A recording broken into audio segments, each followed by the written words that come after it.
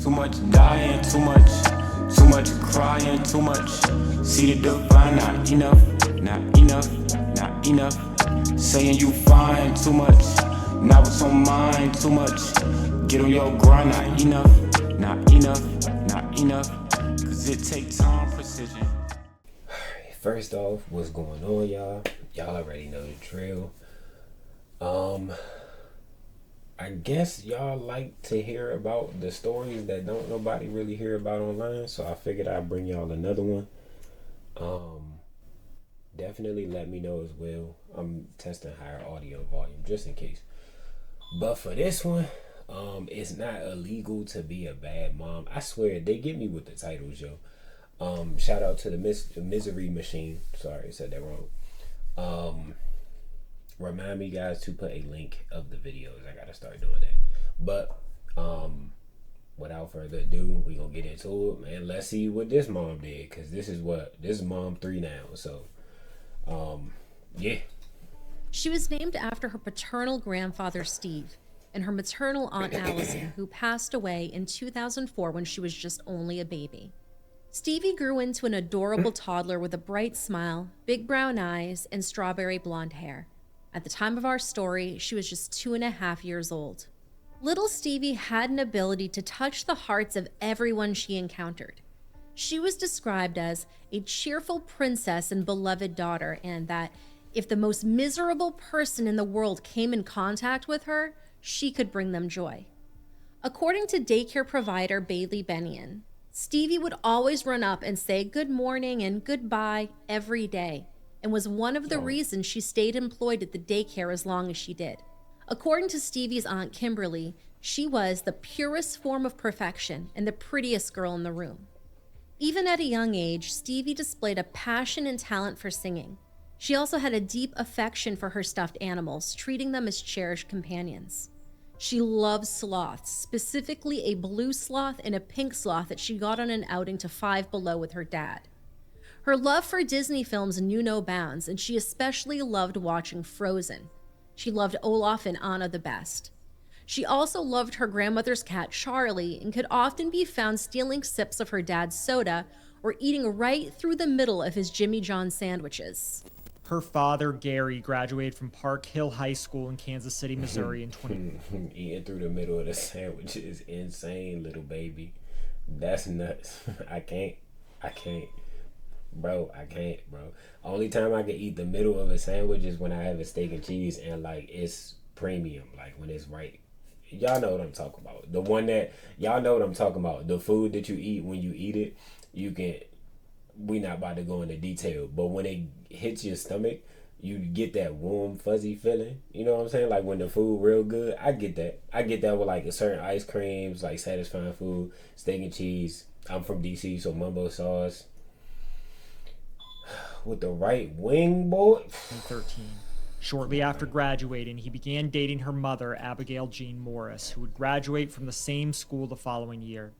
The two quickly began dating, and at the age of 18, Gary moved into Abigail's house with her mother, Mindy, grandmother Carol, and Mindy's boyfriend, Aaron. At the time, Abigail was exploring different job options, trying to make a living while she was finding her path in life. She eventually found her place in the healthcare field, working as a nursing assistant with the ambition to study to be an RN. Throughout this journey, Gary and Abigail stood together, later marrying and working as a team to secure a home of their own before welcoming their daughter into the world. However, their fairy tale life was abruptly cut short when Abigail filed for divorce just 5 months after Stevie was born. Damn. Gary described Abigail as a dispassionate person, noting, "She doesn't seem to have any emotions about really anything. Her emotions are always a mystery to everybody involved. So I never knew if things were going well in our relationship." Damn. No, I'm not gonna lie. That's kind of like a fear of mine, y'all. I can't deal with a disassociated partner, yo. Like, I understand, y'all, that y'all see beautiful people, you know what I'm saying? You look at, for the dudes, you look at a girl and you like, oh, she look bad. And for the women, like, you see a dude and you think he's a good looking man, handsome, whatever the case may be, bro. Please make sure y'all be vetting people, bro. Because it is not, like, we literally have no time for that shit. We don't got no time to be. Let me be clear, if you want somebody for the long term, if you want somebody to, to be a be all end all type of thing, bro, please vet your people, bro. Cause y'all cannot, we cannot be out here having these people that's disassociated. We don't match well with them. You're not really feeling them. You fucking with them temporarily for whatever reason or resources or whatever the case may be. And for the people who be tapping out quick, like giving up early, like she 5 months after the baby was born, right? Bro, you gotta fight. You gotta at least see why you decided to marry this person. You know what I'm saying? Just, try to communicate effectively, and I feel like a lot of people will be a lot happier, bro. If it ain't for you, it's not for you. But I'm saying, like, if you feel like that person can be your person or is your person, or you got just a certain feeling, don't live your life in regret, bro, because you lose that one person that you was feeling like that, and everything go topsy-turvy. Never knew if they were going poorly. I would find out by her actions, never by any sort of conversation that we had. I don't know. It was like an impossible person to be with as soon as we got married. Damn. Abigail also had what Gary described as a manipulative undertone, especially during their separation. Gary had received a letter from Abigail saying he owed close to 6 months' worth of child support to the Children's Division. Abigail had been collecting child support for Stevie, even though she was still married to and living with Gary, who was paying all the family's expenses and bills. Ooh. Gary was doing his duty as a dad and a husband to provide for his family. Due to Abigail's emotionless demeanor, he thought that the relationship was going well, so it came as a shock when Abigail abruptly told Gary that he needed to leave the house. She explained how she needed the space for her and Stevie, and that since Stevie needed a bedroom, Gary had to be the one to leave. Wow. Without any other options and panicked by this sudden news. I ain't gonna lie, y'all. If that was y'all, this is a question for the women and the men. If that was y'all, bro, if y'all was taking care of everything, y'all was taking care of y'all kid, even y'all, you don't even know that your partner is disassociated with you and ultimately divorcing you and finna slide on you and telling you to slide. You gotta get the fuck over. How y'all reacting, bro? Who's emotionally intelligent enough to not react out of pocket, bro? I feel like based off what I'm hearing about dude, I feel like he probably just left. He probably was like, okay. Because when you are with somebody and that person is not emotionally tethered to you, or you not feeling that or like you realize that as time went on, everything just started to fade and it started to get minuscule, like the emotions started, the feeling between one another get minuscule, the connection, bro, you could literally just pack up and go and not say a fucking word, bro. It's people who be like, yeah, I'm finna pack up and go, I'm finna do this, then the third, blah, blah, blah. You ain't gonna do that shit. But then it's the other people that, like, you've already mentally understood, like, it's not about sex. That shit can go. It's all about connection, and we don't have it. And at the end of the day, some people either stay for the sake of the child, or they ultimately just not feeling it. He probably just lives. Gary called his parents and ended up moving back in with them to figure out his next steps. While the divorce seemed to go smoothly, things took a turn when Gary received a call at work from his father informing him that police officers were there to speak to him. The officers later met with Gary at his employer, Motion Industries.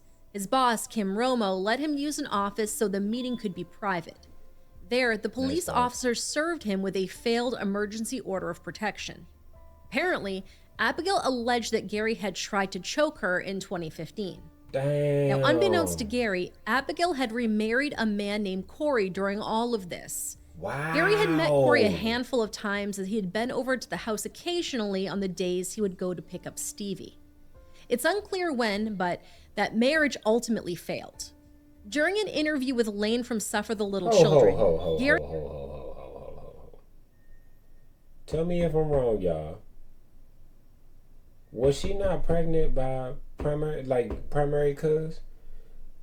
What? Hold up. Now, unbeknownst to Gary, Abigail had remarried a man named Corey during all of this. Gary had met Corey a handful of times as he had been over to the house occasionally on the days he would go to pick up Stevie. It's unclear when, but that marriage ultimately failed. During an interview with Lane from Suffer the Little Children, Gary had this to say about Corey. Out of all the people she had dated, Corey was the only one that seemed to at least be somewhat of an adult and have his life figured out. The divorce hearing ended swiftly, with the protection order ultimately being thrown out due to lack of evidence. However, Gary wasn't allowed to see his daughter for over 3 months, causing him to miss her first Thanksgiving, Christmas, and New Year's Eve.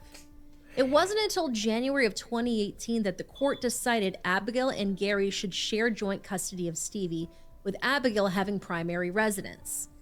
Gary would have his daughter every other weekend and an overnight each week, and was burdened with an additional $700 a month in child support. Now, sometime in early 2019, Abigail found love once more. She reconnected with Joseph Chilson, a transplant from Seoul, South Korea, who was an old classmate of both her and her ex-husband. Soon, the pair were dating and moved in together.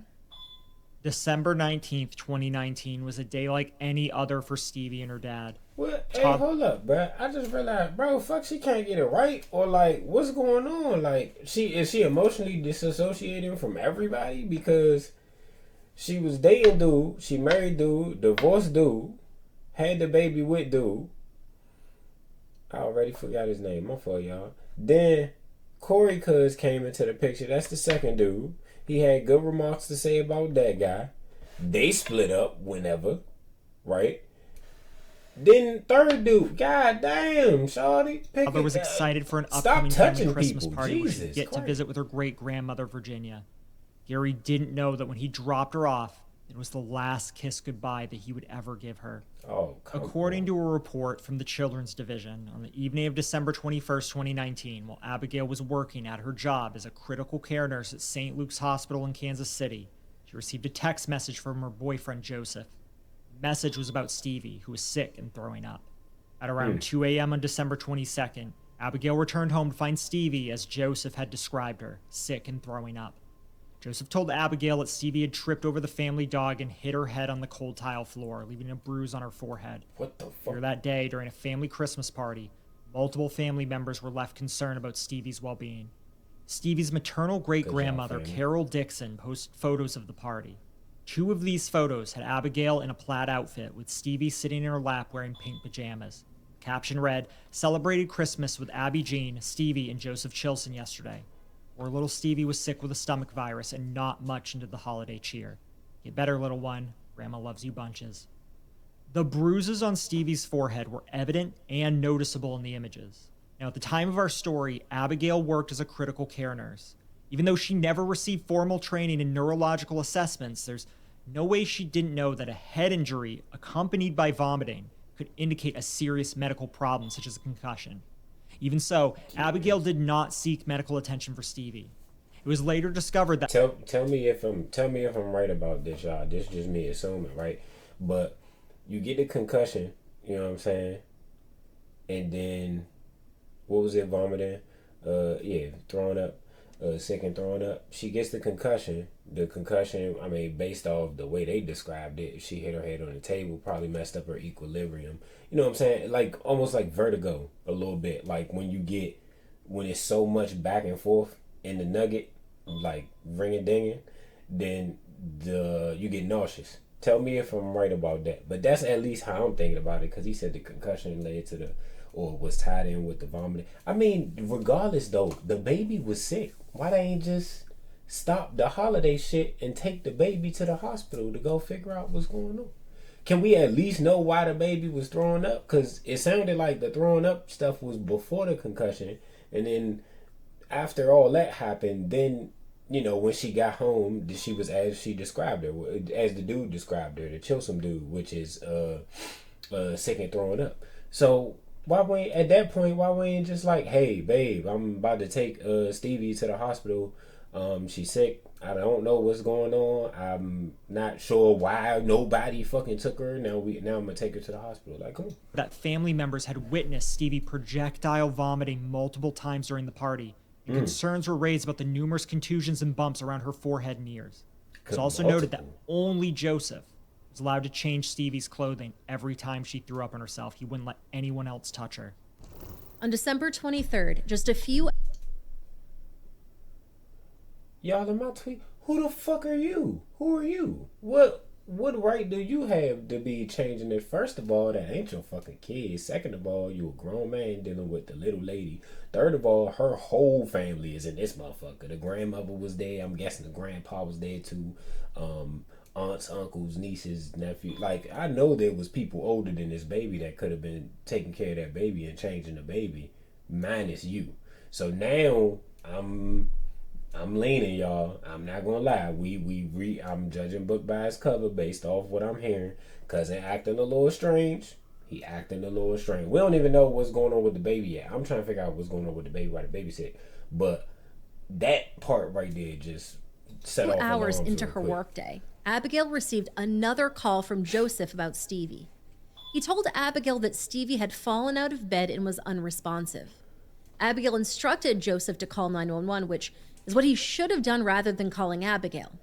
Police officers and paramedics arrived at Wild Oak apartment homes in the 7900 block of North Flintlock Road, where they found Stevie with clearly visible injuries.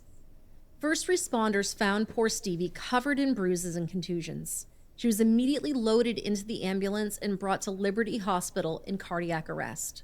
While doctors tried to stabilize Stevie, Gary was at work at Unilever, going about his normal business when he got a call that no father wanted to get. He rushed to the hospital, making the 30-minute drive in Because at some point, wouldn't it have made sense to call the fucking father, bro? What is happening?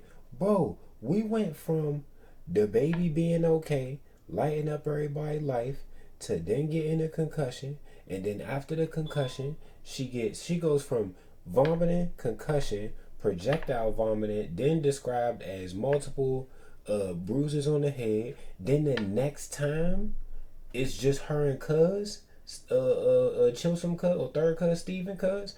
And then the next thing you know, she had fallen out of the crib and has more bruises. And the mother isn't thinking like, what the fuck is going on? Every time she with him, she's getting sick and fucking falling and bruised. And how do we go from a singular hit on the table to multiple bruises? Like, bro, I ain't gonna say Captain Obvious because we don't know what's happening. She really could just be falling and so on and so forth. But why is cuz keep contacting the mother? The baby is sick and bruised. Take her to the hospital. 15 minutes as he got increasingly alarming phone calls from Abigail. In one, she on, told Mark. Gary, "I don't know what's going on. I think she's dead." Gary showed up to the hospital in an agitated state, fearing for his daughter's life. Hell yeah. He demanded that the staff take him to his daughter, admittedly threatening hospital staff. Instead of being taken to Stevie, this resulted in the staff taking Gary and his mother into a room to speak to the police. After some discussion, police were able to verify the timeline of events and determine that Gary wasn't a threat. He was simply a terrified father. Right. At the hospital, it was determined that Stevie had been without oxygen for at least 20 minutes. Vaginal breathing was observed, as well as parietal and occipital skull fractures, diffuse subdural hematoma with midline shift, and abdominal abnormality. Emergency surgery was considered the best option, so Stevie was transported to... Y'all heard that, right? The hematoma, the concussion, and abdominal abnormality. That ain't got shit to do with the head. What the fuck happened to the baby? Cause something happened to the baby, bro. And I don't believe she just fell out. Now I'm definitely not feeling the whole falling out of the crib, tripping over the family dog, hitting the table. Huh? Come on. Children's Mercy Hospital in downtown Kansas City.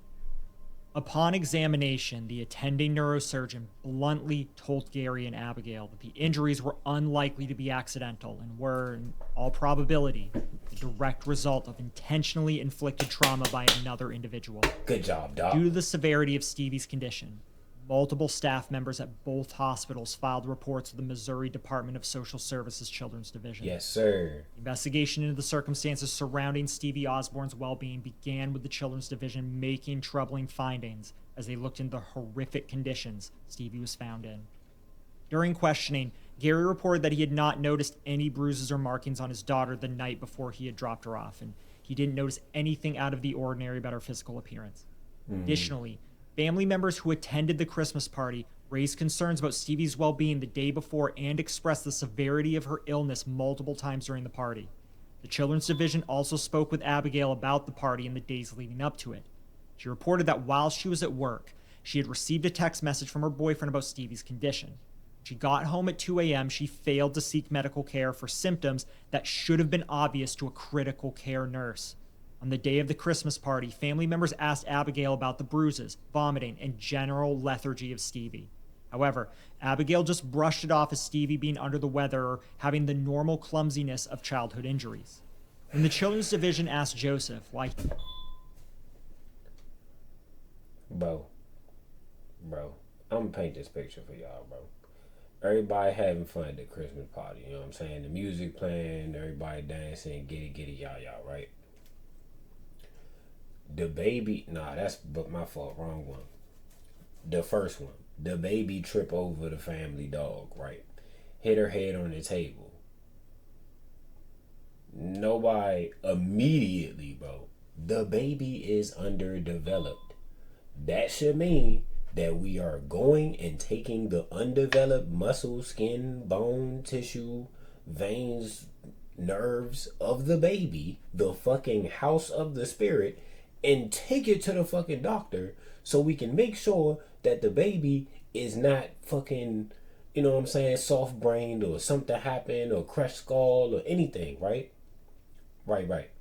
Then we go from that, because that was the first injury, to now multiple bruises out of the fucking blue after falling over the family dog, and the baby is and they specified it, projectile vomiting, bro.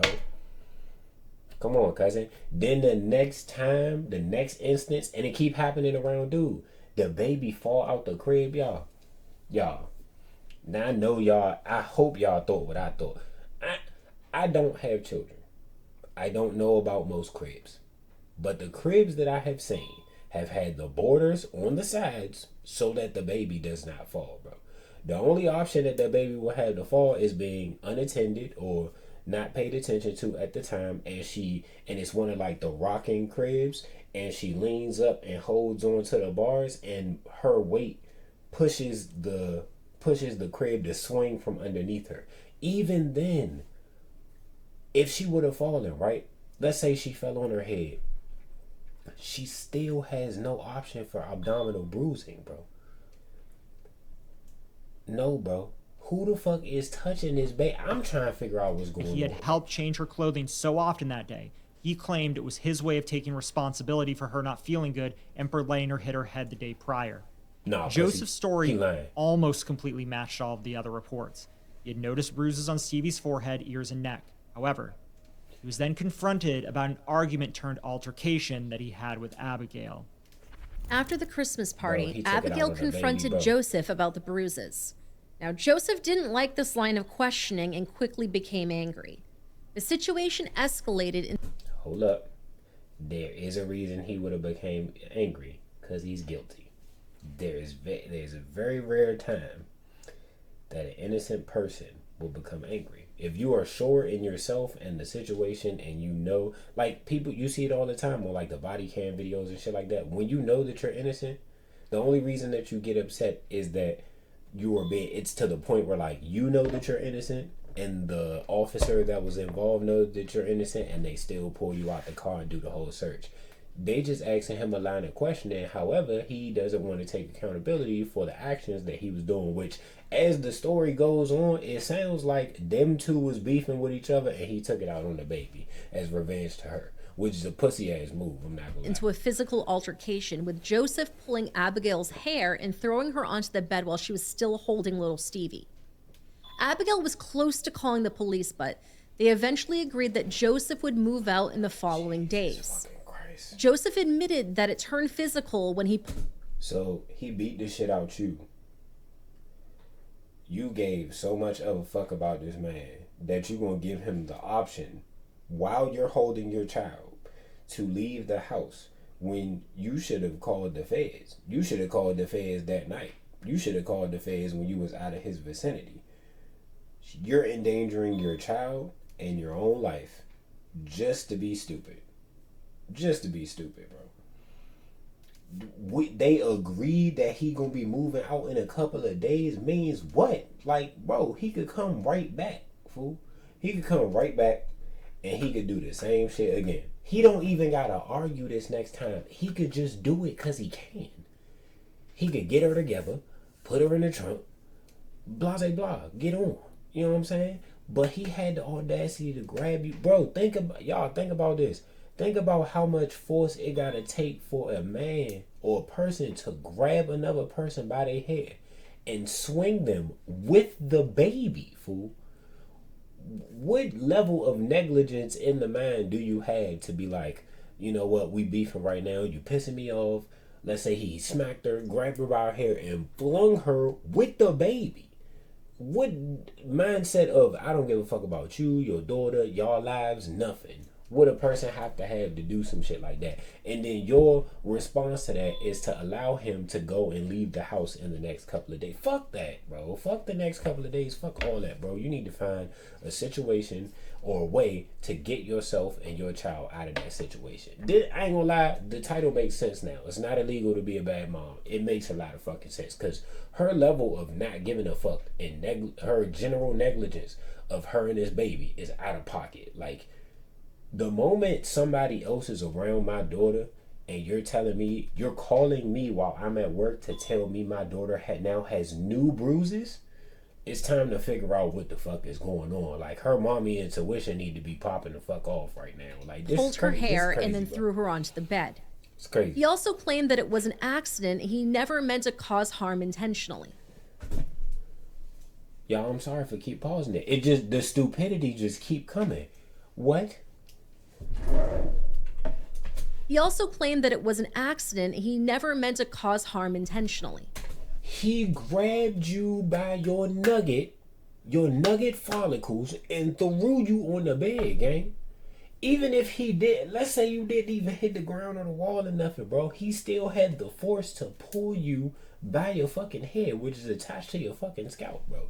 Something's going to be hurt. He did that shit with malicious intent, mother. That's a fact. There's no way. Joseph also raised concerns that Stevie's paternal grandfather, Dennis Morris, may have been the one causing the bruises on Stevie's abdomen on December 19th. Although it's unclear why he decided to target Dennis specifically. Mother. Apparently, he had shown the bruises to Abigail after they got home, but neither of them thought much of the markings. On December 23rd, when the vomiting didn't stop, Joseph brought it to Abigail's attention again, but as he told the Children's Division, any concerns he had were never taken seriously.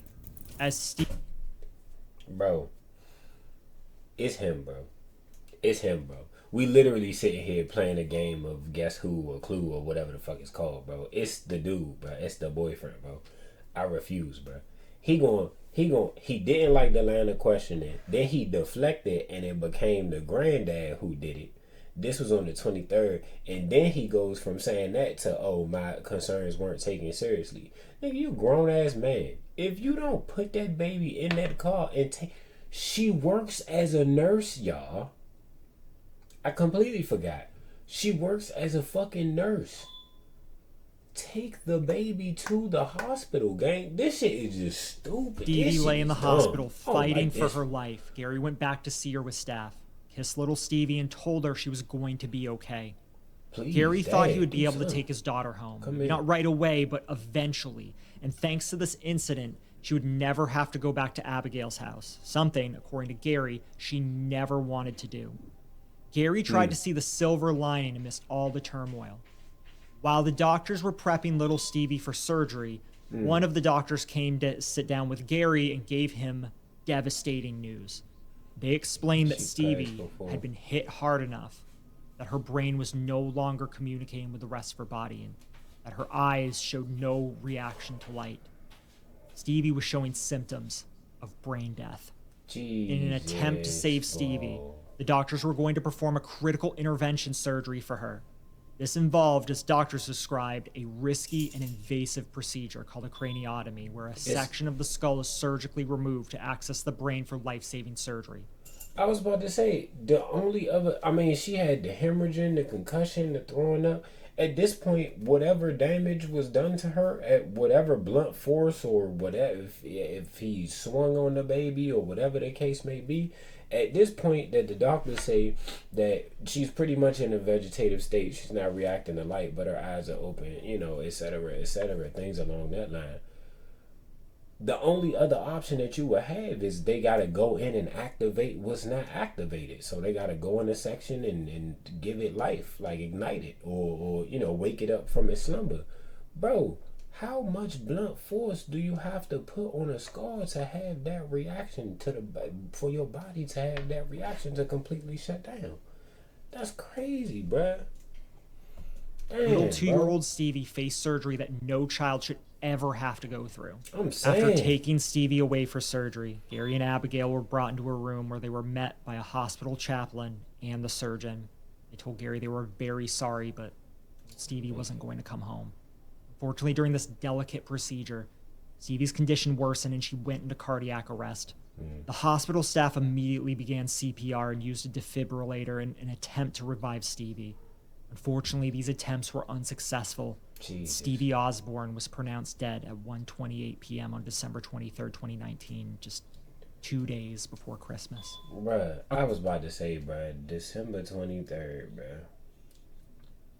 December 23rd, bruh. Think about associating your Christmas from now on with the passing of your child.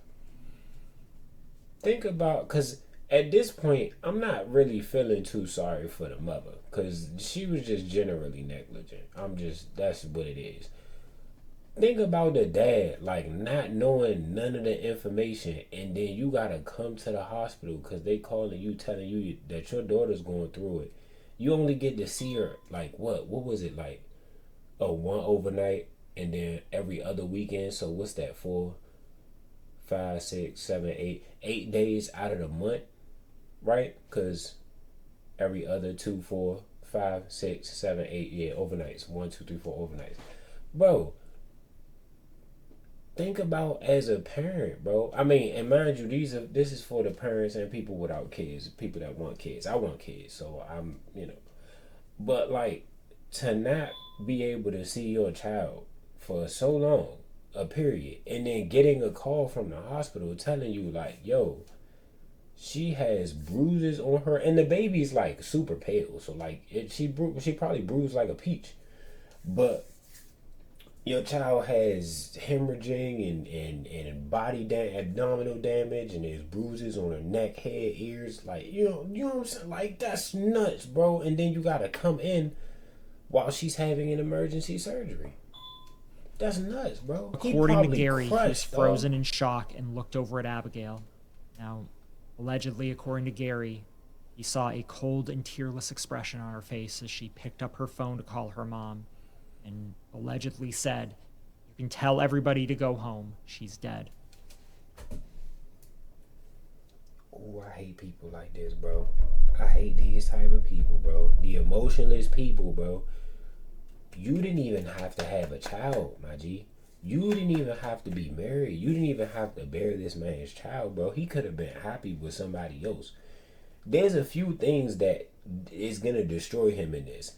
Your emotion, which he already knew, you was fucking disassociated from jump.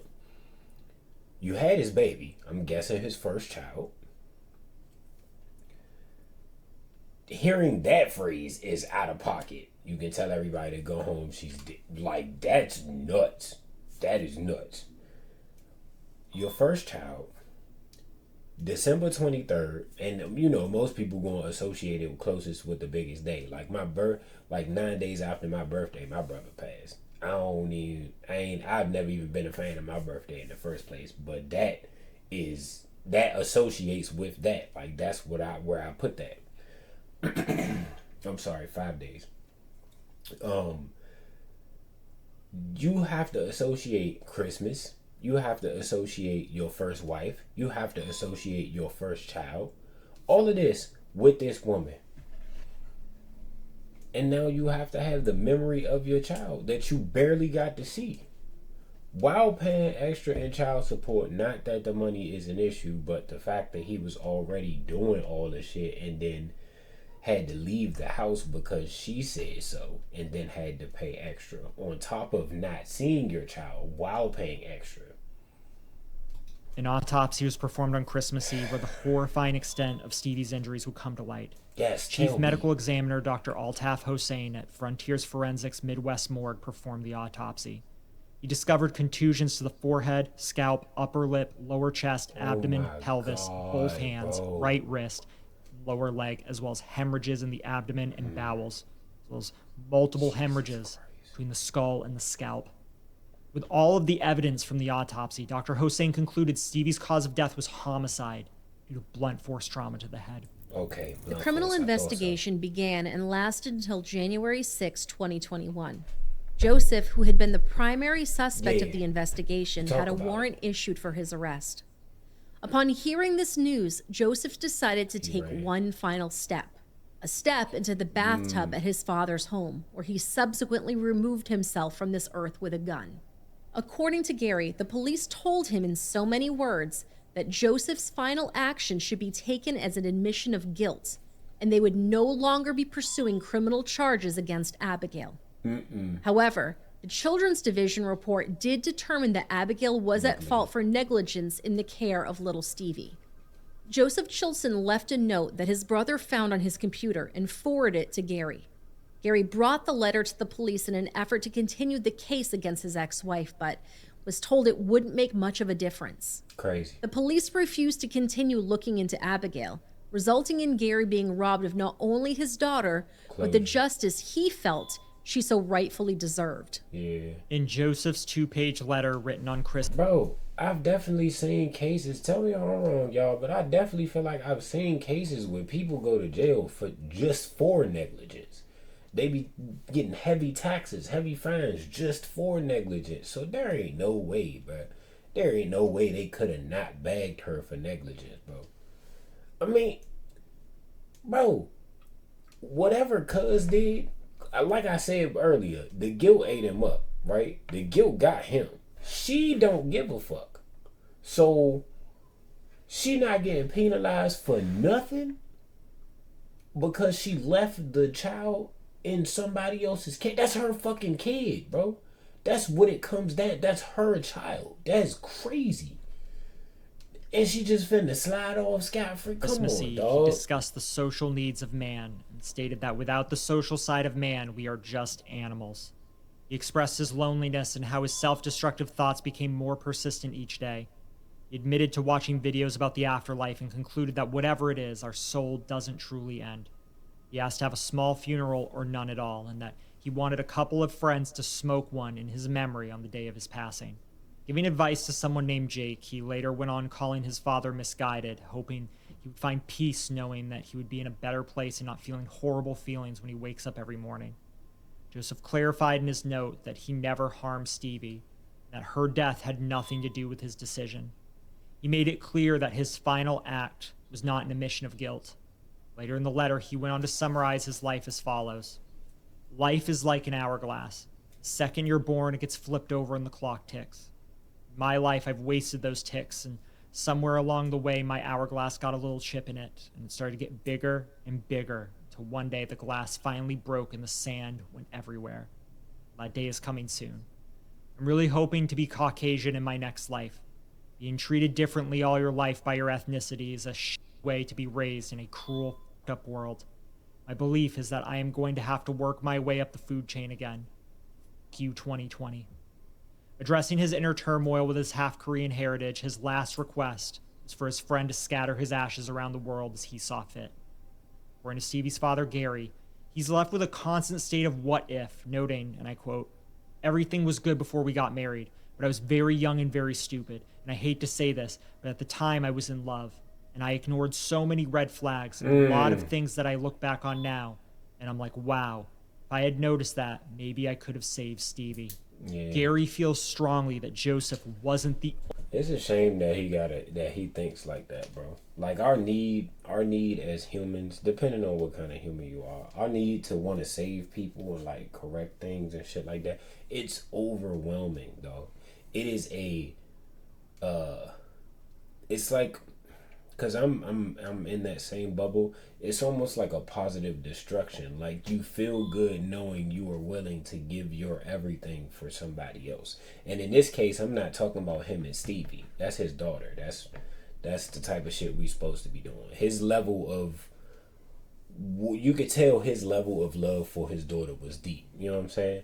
I'm talking about like him and her, cause to say that he ignored the red flags, and then earlier in the video talking about how she was emotionally disassociated, that's a big fucking flag. You know what I'm saying? So I would say he could have dodged the bullet, but I do believe that everything happens for a reason. So there had to be some lesson that he was supposed to learn with the passing of his little one. It's unfortunate that those type of lessons have to be learned, but there's a reason that we are given certain things to shake us and make us into better people, to understand behaviors and moral compass and all that. But I ain't gonna lie, y'all, the only part that's kind of irking me a little bit is I don't know about cuz. I still think it could have been a boyfriend. Cause she wasn't around. She was a nurse. She was an RN, or I forgot what version of nurse they said she was, but she was a nurse. She's gonna be at the hospital for a very long time, and these bruises just keep popping up out of nowhere. So I'm trying to figure out who gave the baby the blunt force trauma. Only one, if the one at all, to have done this to his daughter. Apparently, the authorities used only Joseph's death, as well as the fact that her ear cartilage was bruised, to say only Joseph did it. Their reasoning? According to the authorities, the amount of force it would take could only be generated by a man, they felt. Gary felt let down by the justice system, often being left in the dark about the details of the ongoing investigation. Hold up. So we've been on all this equal rights shit, right? All this equal rights, equal lefts, and everybody can go into other people's sporting events no matter who you are and compete and all this, that, and the third, right? We get to that point. But when it comes to some shit like this, we gonna let her slide because we believe that that force can only be generated by a man. Are you fucking kidding me, dog? Let's say she's half his fucking weight. Let's say the dude, like, I don't know, fucking 210, right? Bro, the same force that he could generate with his hand in one spot is the same force that she could generate in that same spot multiple times. Is the same force that she could generate with a bat. Is the same force that she could generate with a pipe. Is the same force that she could generate with a 2x4 plank of wood, bro. Like, the same force that she could generate if she picked up the baby and hit the baby on something, bro. We're not even about to make this seem like it makes sense, bro. This whole fucking video didn't make sense. And all it took was some dumbass shit like that. Like, bro, the fact that the everybody, the judge, the police, whoever was involved with this, believes that that is a logical reason to not investigate the mother is insane. Unless she knows somebody in the court system, police system, etc., that is just like, let's just pin it on dude because, you know, dude smoked himself. You know what I'm saying? Let's wash our hands of it. Let's leave it alone. Bro, if I was one of them, bro, one of the DAs, the FBIs, the judge, whoever it is, bro, we're keeping this joint open until we figure out who did what, bro. I need to understand where the bruises came from, who did it, with what weapon, in what manner, what time frame did it happen. Because the baby was thrown up one day, had a concussion another day, and then had bruises the other day. We got bruises all over this baby and we can't figure out shit. So we just gonna pin it on the first person to slide?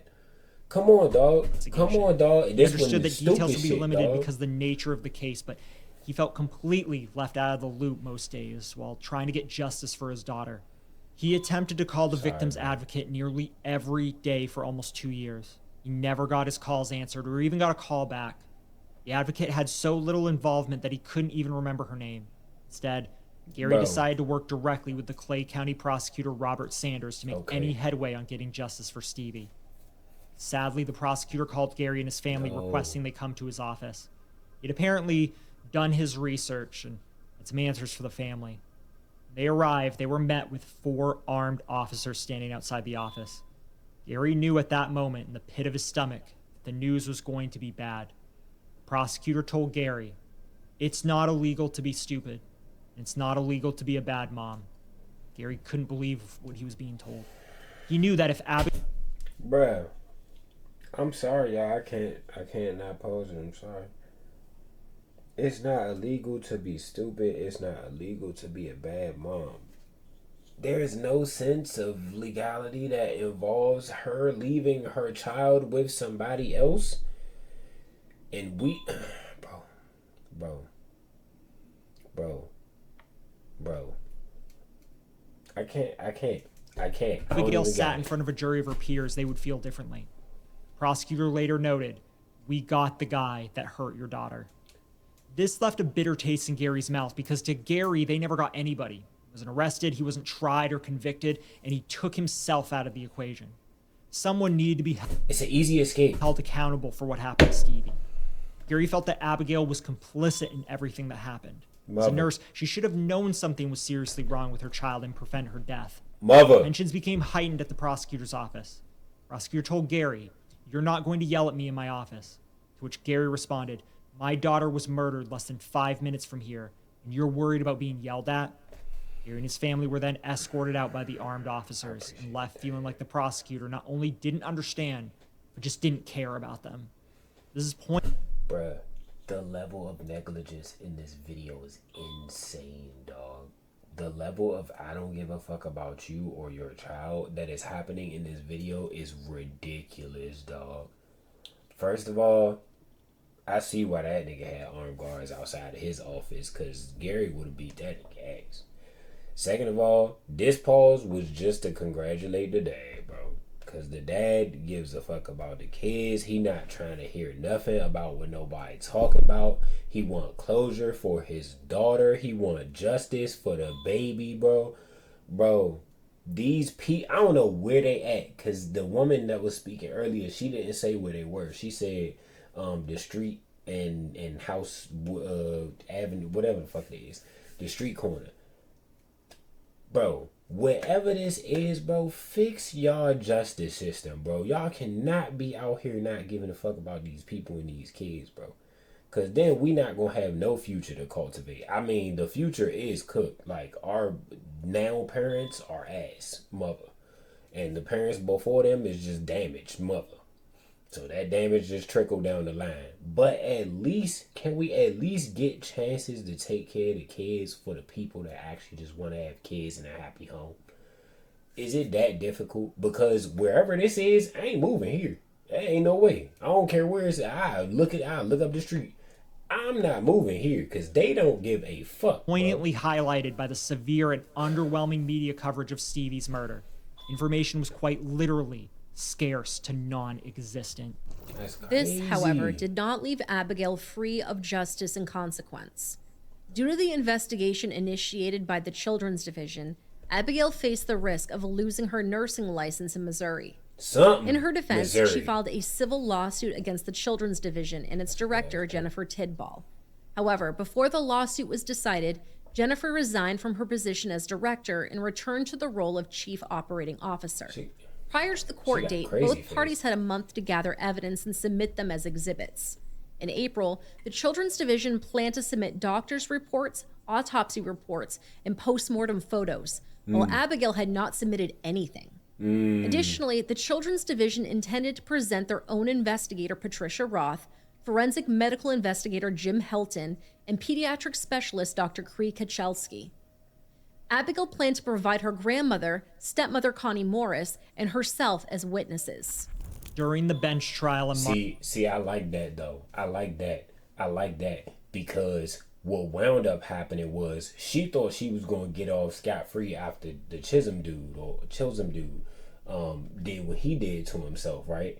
But then the karma came for real when work was involved. So they started fucking with her money, and that's when shit started to get a little more serious for her. I like that. I like that response much better. Deserved. Fight against the people who was paying your checks because they not about to get penalized for your shit like the other dude did. Cause she gotta have, bro. I wasn't. If it's him, right? The dude who took care of himself. If I don't care if it was all him. She deserves to be held accountable for what she did, or actually what she didn't do. He called. He still ain't take the baby to the damn hospital because she works at a fucking hospital.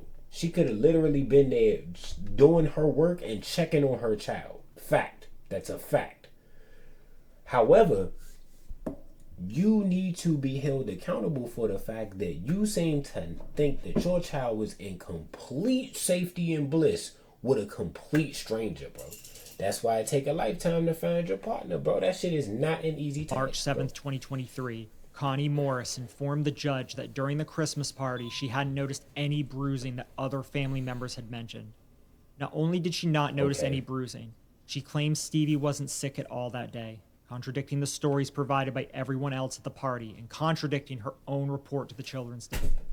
Bro, how the fuck y'all gonna debate against the projectile vomit and the bruises on the baby?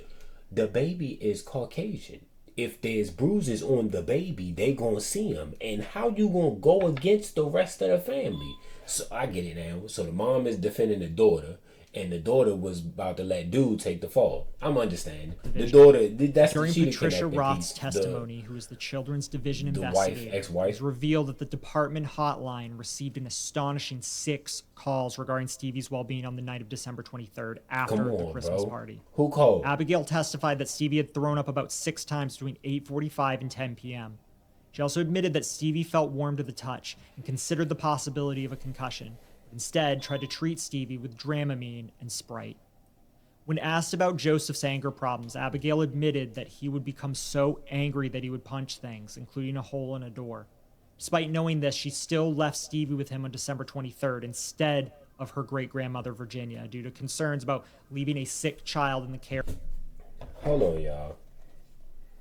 Got to look it up, because I'm getting hurt, mother.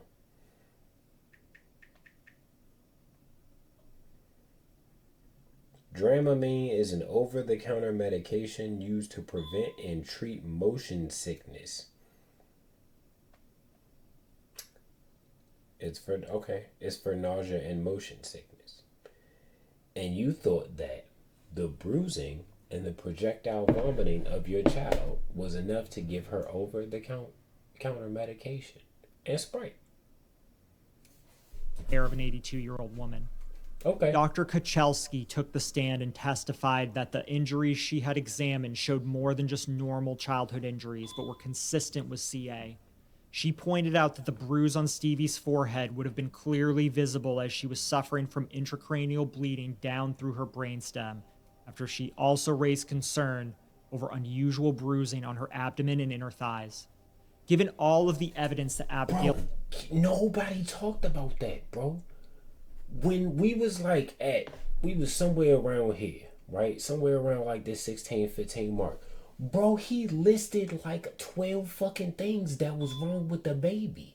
And the only thing that we first heard was that it was the head, the neck, behind the ear, and the projectile vomiting. Bro, she had bruises from literally top to bottom. Nobody talked about the shit going on her inner thigh. What do you say? Pelvic hemorrhaging or something like that? None of that, bro. Bro, this is nuts, bro. Abigail admitted to being aware of, combined with her medical experience. There should have been no reason for her not to report this. Bro, fuck her medical experience. Real life. I thought they was talking about Abigail. I was about to say, fuck her medical experience. Because medical experience would have told you, dickhead, on the 23rd, go get the fuck out the party and go take your daughter to the fucking ER. Call the fucking feds. Who the fuck called 6 times and nobody did nothing? Bro, after that first call was not answered, I'm in the whip, bruh. I'm on my way, bruh. It's time to go. I'm keeping her head elevated as if she was a person currently having a seizure in that moment. I'm making sure that she stay awake, because between the nausea and the bruising, I don't want her to fall asleep while she going through what she going through. I'm going to try to keep her awake. And then from that point on, we're in the car on the way to your fucking hospital, bro. We're not doing this. Bro, she would have walked in that door. Her coworkers and manager would have seen her, and they'd have been like, Abigail, why are you here? What's going on? She'd been like, my daughter is sick. We got you, bro. You're already part of the family. You're part of our HIPAA family here in Missouri. Dr. Kochelski came to two conclusions. Abigail had failed to protect the child from physical neglect and raised high concern for medical neglect.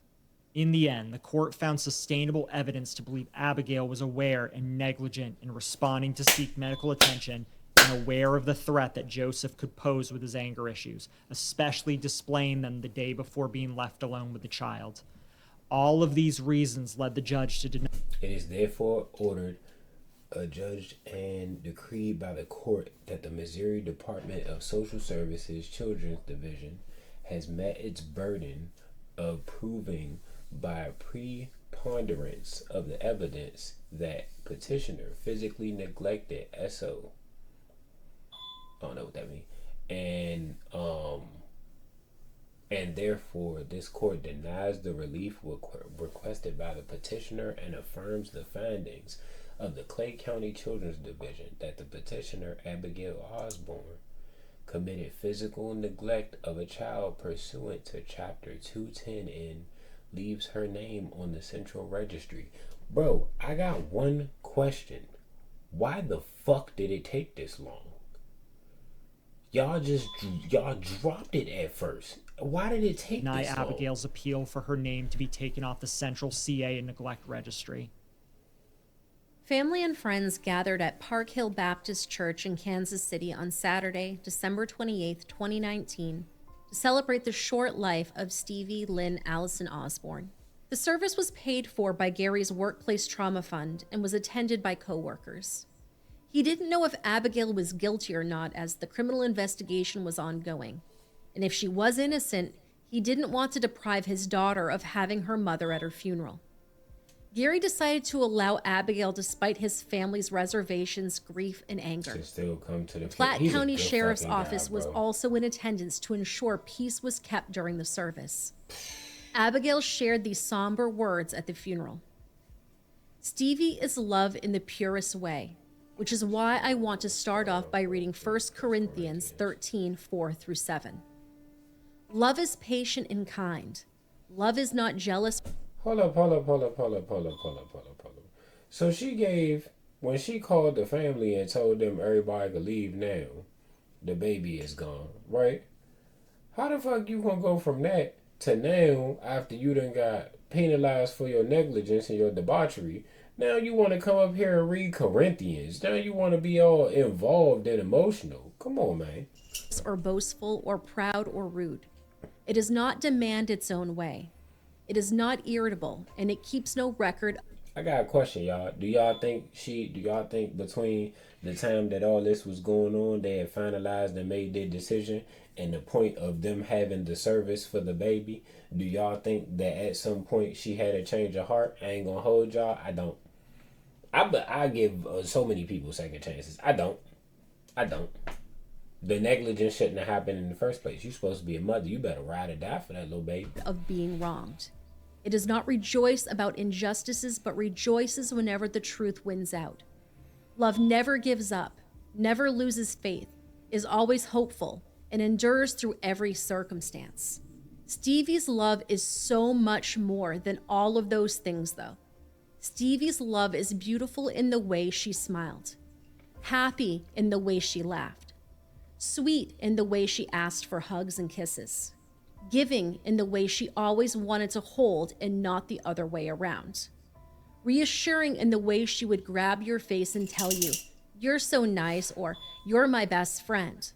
Fun in the way she would run around chasing the dog and play airplane. Adventurous in the way she wanted me to carry her up the big kid stuff at Penguin Park. Wild in the way she would run around the store and think it was a game. High energy in the way she was always ready for another vacation. Curious in the way she was always getting into something, whether it was the cabinets for chocolate chips or my clothes drawers. Helpful in the way she carried in groceries with me or tried to dress me. Independent in the way she wanted to feed herself and get herself on the potty, even if it meant she had to do a complete 360.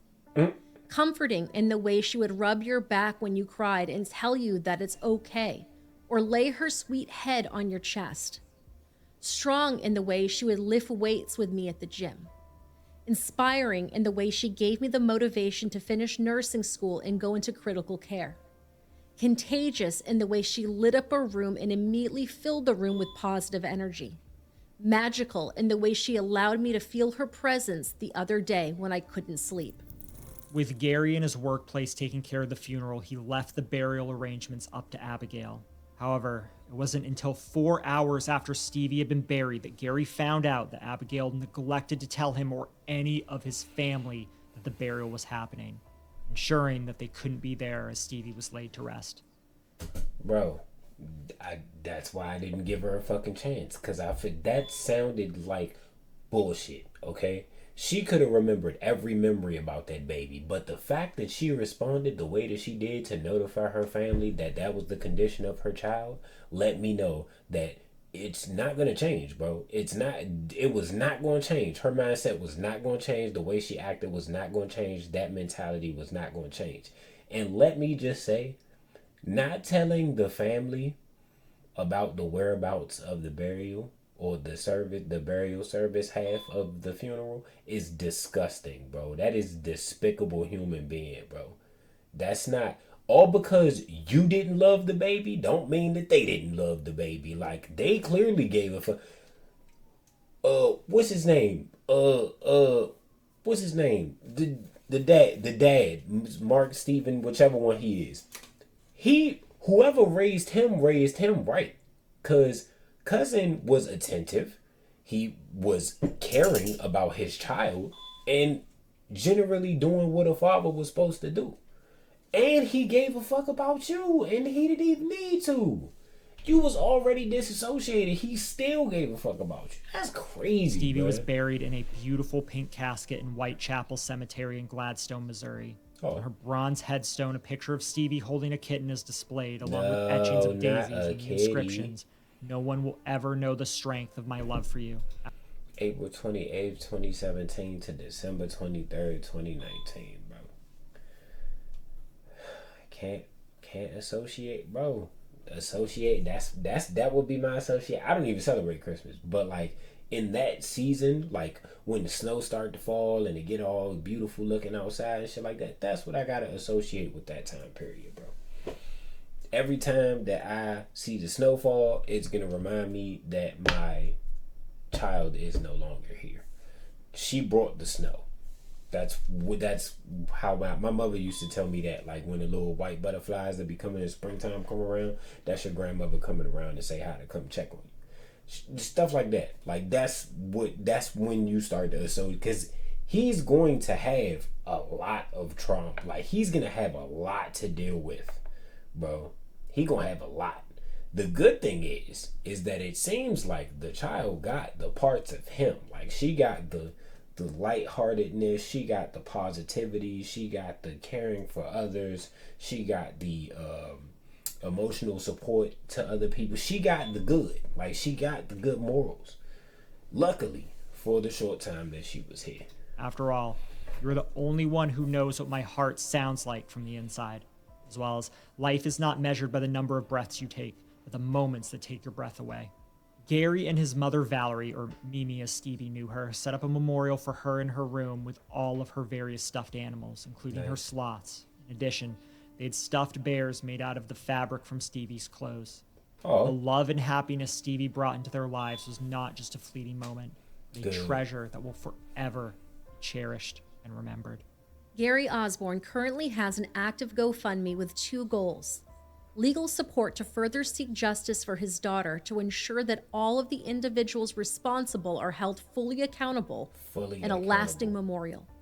To date, it's raised $4,178 of its $50,000 goal, and honestly, that's not enough. We've teamed up with Lane from Suffer the Little Children to share Stevie's story. Lane told Stevie's story last year, which includes an exclusive interview with Gary and clips of Stevie talking. Honestly, Lane's episode is nothing short of real journalism. She was the first to bring Stevie's case to a wider audience, something that the local news couldn't even be bothered to do. Now, a lot of times you guys... Bruh, having to say that on your video is crazy, bro. So the fucking feds didn't care, the judge didn't care, and now the news didn't even want to display the story. Bro, I ain't gonna lie, bro. I'm how much pull do the family got, bro?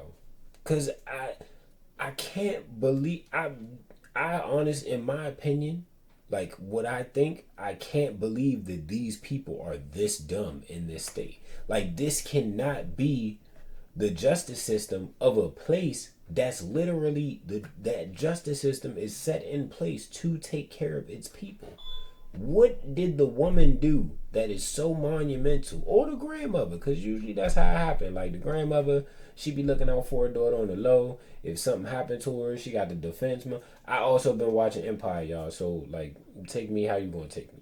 But what is it that she did to be able to get away with? Because the negligence is negligence, but get away with so much of disgusting behavior, dog. Like, so much of just, like, I don't even know what to call it. Like, it's just a nasty person. It's nasty behavior. And it's crazy that she could think the way that she think. The judge system treated Gary the way that they treated him. He has to raise the money for the child because he's still, like, pursuing it as he should, because we still don't know who did what.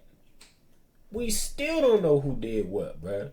And that's the crazy part, like, that's sticking with me right now. I want to know who did what, bruh. I want to know who did what.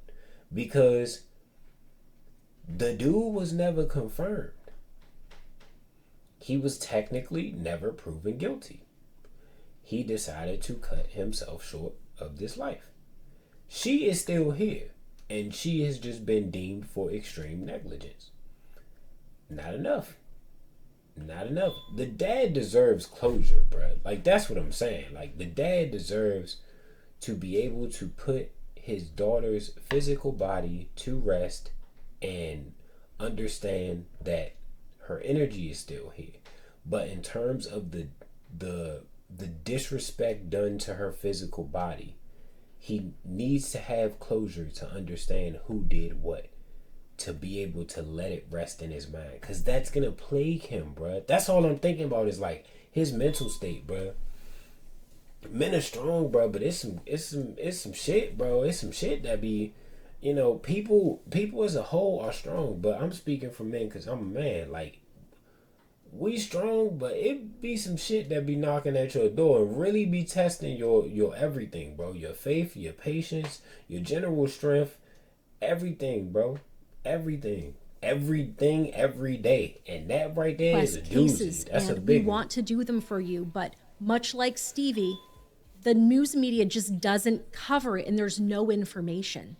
So we'll link her episodes and case update as well as Gary's GoFundMe in our description for you. It is our goal to keep Stevie's story alive, as well as to provide a signal boost to help Gary fund his two goals, which are, and I quote, legal support. The path ahead requires legal representation to seek justice and hold the responsible parties accountable. Your contributions will enable me to access the legal expertise necessary to navigate the complex legal landscape. A lasting memorial. I intend to transform Stevie's resting place into a haven of beauty, grace, and remembrance. Raising sufficient funds will allow me to gain ownership of the cemetery plot and provide Stevie with a headstone that truly represents her spirit, a place where loved ones can gather, share stories, and find comfort. According to Gary's Facebook page, he would also like to purchase a memorial bench at English Landing Park in Parksville, Missouri. In close, we'd like to leave you with the following thoughts from Gary, which he shared on the GoFundMe page, which reads as follows. Stevie's memory shines brightly in my heart, but her resting place doesn't yet reflect the vibrant spirit she was. Yeah. I'm determined to give her a headstone that captures her essence. a tribute that solely focuses on her, free from any painful associations. I do believe, bro. I'm. It's very rare that I be on like GoFundMe's and stuff like that, but I could believe in that one, bro.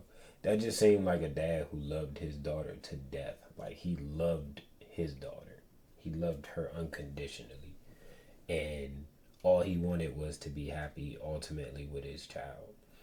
And at every turn, somebody stopped him from having that particular form of happiness. That's sad. Not gonna lie, genuinely sad. Like, that's crazy that you do what you're supposed to do, because all you're supposed to care for your child. I don't care, bro. Once the child come in the world and the child is at the point of a baby, at the point of not being able to care for themselves, bro, pick up your fucking ass and go help that baby, bro. I don't care, bro. Go help the baby, bro. That you brought that spirit here. You gave that spirit form. You gave it that. You gave it physical essence, physical form to tie in with this spirit. And for the past 3 of these instances, there was some form of negligence, disassociation, or just bad parenting that allowed for these 3, and this is now number 3, the 3 little ones to be gone from the earth, bro. We're literally wasting children, bro. That's ridiculous, bro. We don't have that much. First of all, even having a child is hard enough as it is, bro. You got so many medical complications, so many different foods and diets that we using, so many medicines that we don't know about we taking, and then we got stuff in the food that make us sick, and then you have children and you wonder why the children are disassociated. They got luck of the draw, bro. They got a happy, healthy little girl, and now the little girl is gone, bro. 3 out of 3. That's 3 out of 3. The only difference in the first story is that with the first story, the little boy was autistic and he's still here. That's the only difference between that story and the other 2. But all 3 of these stories got real similar aspects. And it's just a shame, dog. Like, that's nuts. That's nuts. I gotta give my thank yous, of course, the Misery Machine. I appreciate you. Y'all, when I do upload this video, because it is going to be a few days from today. Today is the 24th.